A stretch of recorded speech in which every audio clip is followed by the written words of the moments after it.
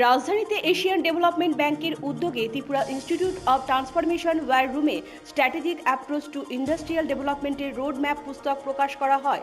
মুখ্যমন্ত্রী ডক্টর মানিক সাহা এই road map পুস্তক প্রকাশ করেন। এই অনুষ্ঠানে উপস্থিত ছিলেন শিল্প ও বাণিজ্য দপ্তরের মন্ত্রী শান্তনা চাকমা, দপ্তরের সচিব কিরণ গিত্তে প্রমুখ। অনুষ্ঠানে বক্তব্য রাখতে গিয়ে মুখ্যমন্ত্রী ডক্টর মানিক সাহা বলেন, এশিয়ান ডেভেলপমেন্ট ব্যাংকের রোড ম্যাপ গ্রহণের ফলে ত্রিপুরায় দীর্ঘমেয়াদী শিল্প উন্নয়ন ত্বরান্বিত হবে। মুখ্যমন্ত্রী বলেন, বর্তমানে রাজ্যের বাইরে বেশ কিছু শিল্পোদ্যোগী রাজ্যে ব্যবসা করার জন্য উৎসাহ প্রকাশ করেছেন। এই রোড ম্যাপের ফলে এই ব্যবসায়ীদের রাজ্যের বিনিয়োগের জন্য আহ্বান করা হবে।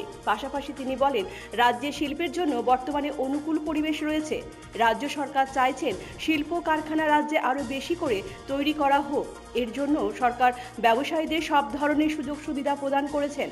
রাজ্যে শিল্প গড়ার জন্য সরকার জমি প্রদান করছে, সেই সঙ্গে রাস্তাঘাট নির্মাণ, পানীয় জলের ব্যবস্থা, বিদ্যুৎ সংযোগ প্রদান করা হচ্ছে। এশিয়ান ডেভেলপমেন্টের এই সহায়তা নতুন ত্রিপুরা গঠনে অনেকটাই সহায়ক হবে। এই সহায়তা রাজ্যের জন্য একটা বিশাল প্রাপ্তি বলে মনে করছেন মুখ্যমন্ত্রী। পাশাপাশি তিনি বলেন, রাজ্যে শিল্প উন্নয়নে রাবার, বাঁশ, আগর অনেকটাই রাজ্যকে এগিয়ে নিয়ে যাচ্ছে। সেই সঙ্গে খাদ্য প্রক্রিয়াকরণের মধ্য দিয়ে রাজ্যে নতুন শিল্প গড়ার প্রচেষ্টা চালিয়ে যাচ্ছে রাজ্য সরকার। তিনি বলেন, রাজ্যের শিক্ষিত বেকার যুবক যুবতীদের জন্য মাত্র সরকারি চাকরির মাধ্যমে বেকার সমস্যার সমাধান করা সম্ভব নয়। শিল্প কারখানা হলে তাতে রাজ্যের ছেলেমেয়েরা কর্মসংস্থানের সুযোগ পাবে। এই লক্ষ্যই রাজ্য সরকার কাজ করে যাচ্ছে। ব্যুরো রিপোর্ট, পজিটিভ বার্তা।